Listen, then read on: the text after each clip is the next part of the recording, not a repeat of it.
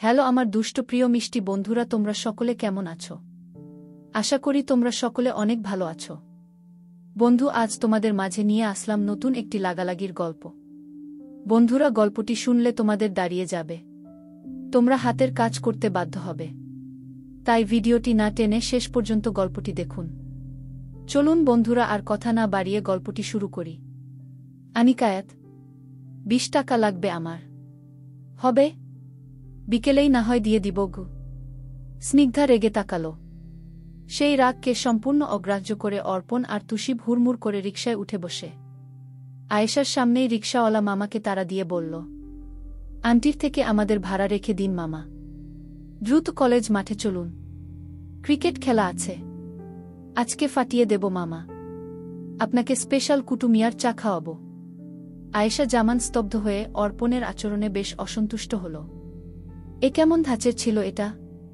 ন্যূনতম ভদ্রতার লেশমাত্র নেই। মায়ের বয়সী নারীদের সাথে কেমন আচার আচরণ করতে হয় তা কি বাবা মা শেখায়নি? তিনি মনে মনে নতুন শহরে যুবতী মেয়েকে নিয়ে ভীষণ ভীত হল। যদি কখনো খারাপ কিছু ঘটে যায়। রিকশাওয়ালা মামা তার কল্পনার মাঝে উনাকে আরেক চমক দিলেন। তিনি সত্যি সত্যি ওদের ভাড়া রেখে আয়েশা জামানের হাতে বাকি টাকা তুলে দিলেন। অর্পণ চমৎকার হেসে বলল, চলি আন্টি, টাকা নিয়ে পরে একসময় আমরা ঘটা করে আলোচনায় বসব, আপাতত আমি ভীষণ ব্যস্ত। বলেই তারা চোখের পলকে দূরে চলে গেল। স্নিগ্ধা ক্ষোভে ফেটে পড়ে দাঁতে দাঁত চেপে বলল, অসভ্য, বেয়াদব ছেলে, তোকে আমি দেখে নেব গো। রিকশায় উঠে অর্পণকে রহস্যময় হাসতে দেখে তুষিব কৌতূহলবশত বলল, ভাই, আপনি ওই মেয়ের কাছ থেকে টাকা চাইলেন? আমি লজ্জা পেয়েছি ভাই, মেয়েটা আপনাকে গরিব মনে করল। এমন কেন করলেন?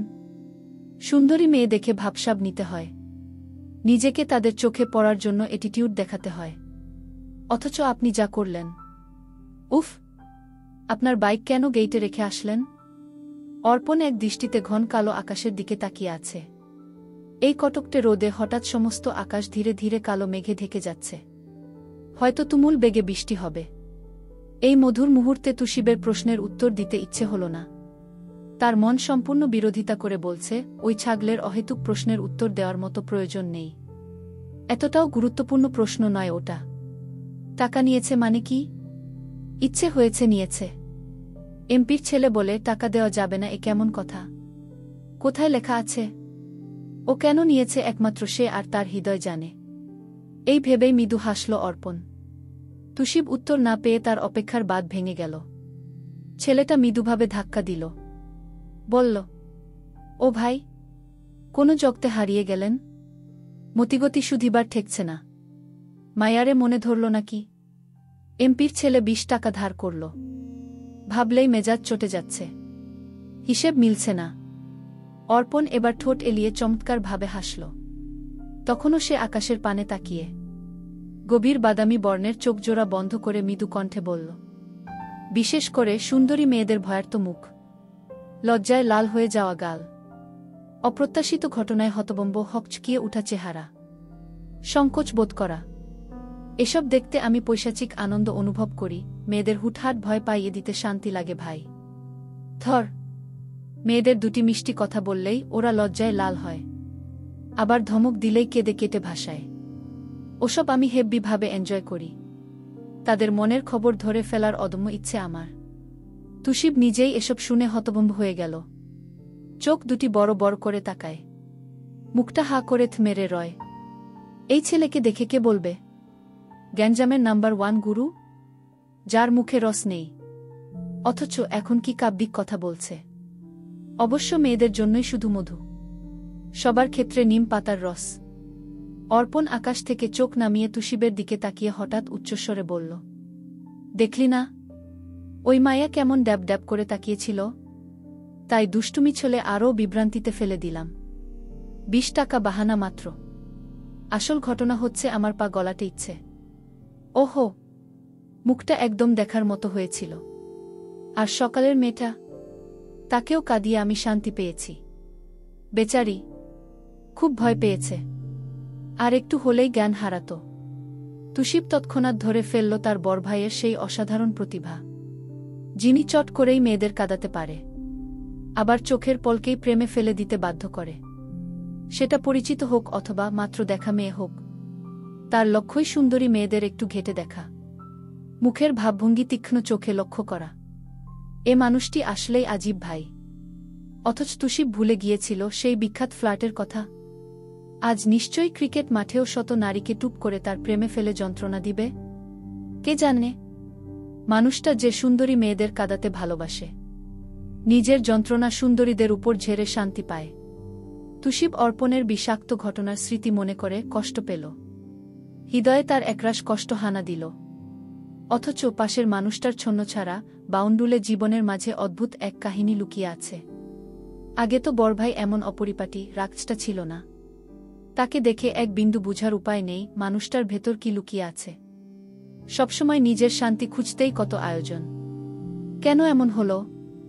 নারী জাতি এতটাই ভয়ঙ্কর, একটি মানুষের সুন্দর জীবন ধ্বংস করে দেয়। অর্পণের সাথে সে 5 বছর ধরে চলাফেরা করছে। ছেলেটার কাছের কেউ যে কথা ঘটনা জানে না, তার সব কিছু তুষিব জানে। অর্পণ তাকে যে ভীষণ বিশ্বাস করে। রিকশা মাঠে আসতেই অর্পণ পকেট থেকে 50 টাকার চকচকে একটি নোট রিকশাওয়ালা মামাকে দিলেন। মামা হেসে তার মাথায় আদর করে বললেন, বেঁচে থাকো বাবা। বাইরে থেকে তুমি যে কঠিন শক্ত দেখাও, আমি জানি তুমি কঠিন নও। এই ভেতরটায় একটি নরম মন, লক্ষ্মী ও ভদ্রলোক লুকিয়ে আছে। ভদ্র? তাও আবার অর্পণ? ধুর মামা। অর্পণ চোখমুখ কুঁচকে তার উত্তরের পাত্তা না দিয়েই দৌড়ে গেল মাঠে। দূর থেকে সব বন্ধুদের হাঁক ছেড়ে ডেকে বলল, সবাই কই তোরা? আজ খেলা হবে বস। সৌরভ শুরু কর। স্নিগ্ধার বাবা যে ফ্ল্যাট ভাড়া নিয়েছে সেটা বিশাল জায়গার খোলামেলা ফ্ল্যাট। রুমগুলো অনেক বড়, পাশাপাশি বারান্দা দুটিও বেশ সুন্দর। প্রকৃতির ঠান্ডা ফুরফুরে বাতাস বয়ে যায় সকাল বিকাল। বারান্দায় বসলে বিষণ্ণতা দূরে পালিয়ে যায়। দেখেই বোঝা যাবে এ বাসার মালিক খুব শৌখিন মানুষ, রুচিশীল ব্যক্তি। স্নিগ্ধা গোসল সেরে ভেজা মাথায় রুমাল জড়ালো। দ্রুত রুম হালকা পাতলা গুছিয়ে খাবার খেতে যায়। আয়েশা জামান বাসায় ফেরার পর থেকেই বেশ চিন্তিত। মুখের হাসিটুকু যেন মিলিয়ে গেছে। স্নিগ্ধার বড় ভাই থাকে রাজশাহী, সেখানেই মাস্টার্স করছে। আর ছোট্ট একটি বোন মিষ্টি। মেয়েটা বাবার সাথে স্কুলে ভর্তি হতে গেছে আজ। ক্লাস 7-এ পড়ে। সারাক্ষণ বোন স্নিগ্ধার সাথেই মেতে থাকে সে। এই 5 জন মানুষ নিয়েই স্নিগ্ধার পরিবার। মেয়ের পড়াশোনার জন্য তার বাবাও এখানে শিফট করেছেন।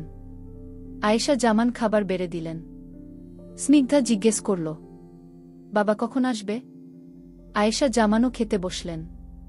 ভাত মেখে জবাব দিল, বিকেলে। বন্ধুর বাসায় গিয়েছে।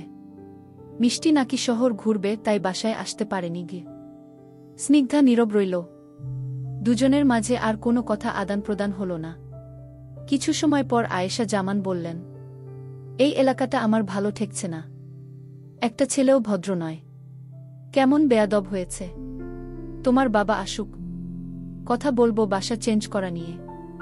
অন্য এলাকায় গেলে আমার চিন্তা কমবে। এর থেকে খুলনাই ভালো ছিল। স্নিগ্ধা কোনো বখাটেপনা ছিল না। আজকের মতো এত চিন্তা কখনো করিনি আমি। স্নিগ্ধা মন দিয়ে মায়ের কথা শুনল। তারও আজকের ঘটে যাওয়া ঘটনাগুলো ভালো লাগেনি। সে খাওয়া থামিয়ে ওই অভদ্র ছেলেটার কথা মনে করল। এরপর হঠাৎ কি মনে হতে বলল, কিন্তু আম্মু, এখান থেকে ভার্সিটি খুব কাছে। অন্য জায়গায় গেলে বাবার ও প্রবলেম, আমারও।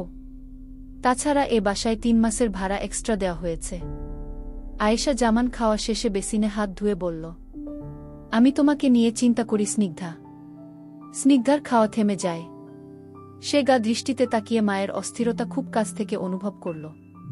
ছোটবেলা থেকে দেখে এসেছে তার মা তাকে নিয়ে কতটা উদ্গ্রীব থাকে, কতটা চিন্তিত হয়।